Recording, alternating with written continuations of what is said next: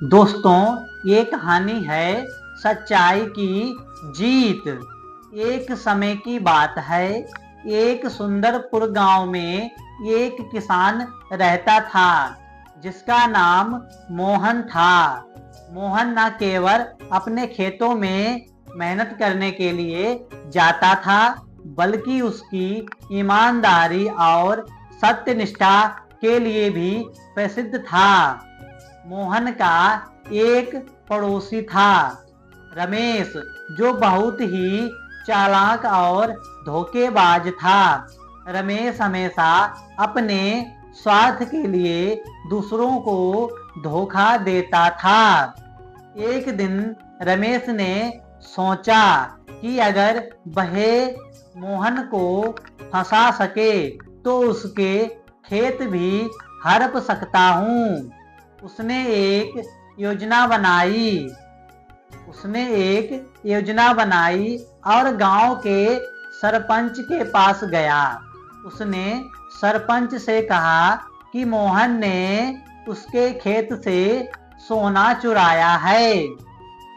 सरपंच ने दोनों को बुलाया और पूछा, क्या यह सच है मोहन?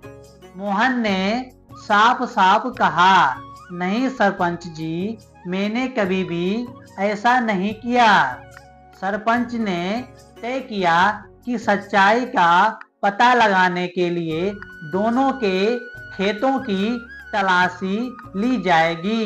रमेश ने अपने खेत में पहले से ही कुछ सोने के सिक्के छिपा दिए थे ताकि मोहन को फंसाया जा सके।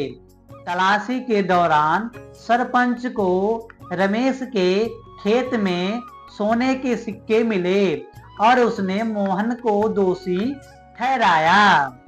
मोहन को जेल में डाल दिया गया, लेकिन उसने हार नहीं मानी।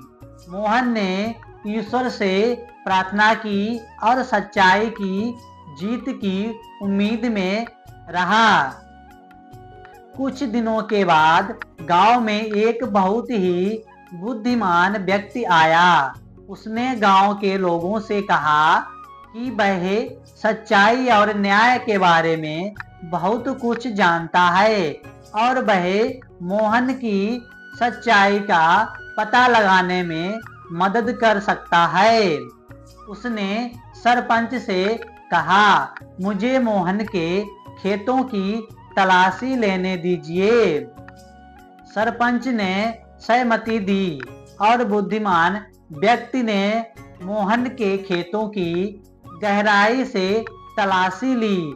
उसने पाया कि जमीन के नीचे एक पुराना बक्सा दबा हुआ था जिसमें बहुत सारे सोने के सिक्के थे। इस बक्से पर मोहन के पूर्वजों का नाम लिखा हुआ था। बुद्धिमान व्यक्ति ने सबको बताया कि मोहन के पूर्वजों ने ये सोना यहाँ छिपाया था और मोहन निर्दोष है। उसने रमेश की चालबाजी का भी पर्दाफाश किया और रमेश को सजा मिली। गांव के लोग मोहन की ईमानदारी और सत्यनिष्ठा की प्रशंसा करने लगे। मोहन ने सच्चाई की जीत सबसे बड़ा उदाहरण प्रस्तुत किया और गांव में फिर से शांति और विश्वास लौट आया।